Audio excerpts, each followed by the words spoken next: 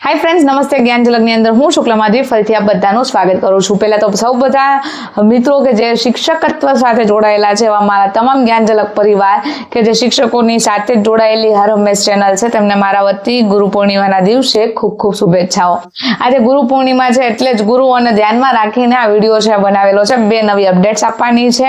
એક છે મુખ્ય શિક્ષક 1 થી 8 ની અંદર બનવા માટેની, જ્યારે બીજી છે એ છે 9, 10, 11, 12 ની અંદર આચાર્ય બનવા માટેની। પહેલા વાત કરી દઉં તમને તો પ્રથમ જે ભરતી પરીક્ષા છે એમના સંદર્ભમાં આપણે ધ્યાને લઈએ તો આપ જાણો છો એમ કે ગ્રાન્ટેડ પછી બીએડ અથવા એમએડ કોલેજ અથવા તો આપણે જોઈએ તો કોઈ પણ ક્ષેત્રનો 5 વર્ષનો અનુભવ હોય એવા તમામ મિત્રો છે એચમેટ પરીક્ષા છે આપી શકે છે અને મુખ્ય શિક્ષક તરીકેની ઉમેદવારી નોંધાવી શકે છે।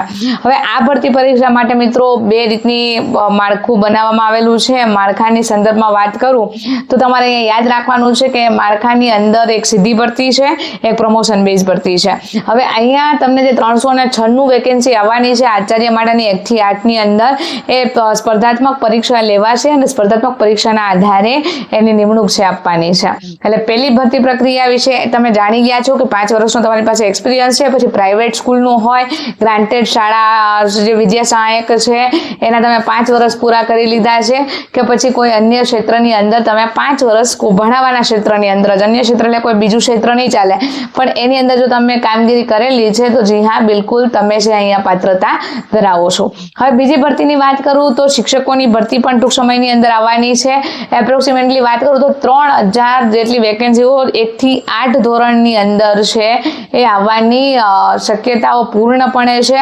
શા માટે આવું કહું છું તો કે આપણી જે રાજ્યની ટોટલ 5000 જેટલી ગ્રાન્ટેડ શાળાઓ છે એમના રોસ્ટર ક્રમાંક છે, રજિસ્ટરની અંદર જે જગ્યાઓ ખાલી પડેલી છે એમના રોસ્ટર છે મેન્ટેન કરી દેવામાં આવેલા છે।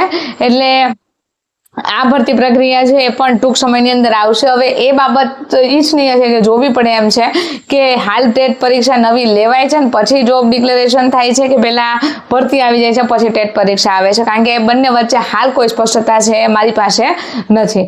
હવે જે ત્રીજી વાત હતી જે એચમેટની પરીક્ષાની હતી 9 થી 12 ની અંદર આચાર્ય તરીકે ની જે અભિયોગ્યતા કસોટી છે ટૂંક સમયની તમારી સમકક્ષમાં વાત આવે કે ભાઈ 7 વર્ષ છે એક્સપિરિયન્સ હોય તો તમે એપ્લાય છે કરી શકો છો। હાલના તબક્કે આ રીતની માહિતી છે પણ હવે જ્યાં તમે 7 વર્ષનો અનુભવ છે એના સંદર્ભમાં માધ્યમિક અને ઉચ્ચતર માધ્યમિક શૈક્ષણિક સંઘ દ્વારા છે પ્રસ્તાવ છે મૂકવામાં આવેલો છે રાજ્ય પરીક્ષા બોર્ડને કે જો 5 વર્ષની વયમર્યાદા છે કરવામાં આવે તો ઘણા બધા જે 5040 જેટલા શિક્ષકો છે એ 2021ની સાલની અંદર લાગેલા છે, એમને 5 વર્ષનો એક્સપિરિયન્સ હાલના તબક્કે જૂન મહિનામાં અને ઓગસ્ટ મહિનાની અંદર છે પૂર્ણ થવાના આરે છે। તો એવા તમામ મિત્રો આચાર્યની પણ ભરતી પરીક્ષા આપી શકે એવા હેતુથી આ જે ગ્રાન્ટેડ સંસ્થાઓ છે એની અંદર આચાર્યોની નિમણૂક માટેના પ્રયાસો આગામી સમયની અંદર કરવા માટે શૈક્ષણિક સંઘ દ્વારા રજૂઆત થયેલી છે। તો આવી માહિતી મેળવવા માટે જ્ઞાન ઝલકની અંદર જો હજી સુધી ન જોડાયેલા હોય તો સબસ્ક્રાઇબ કરી લેજો, બાજુમાં આવેલો બેલ આઇકોન જરૂરથી પ્રેસ કરજો।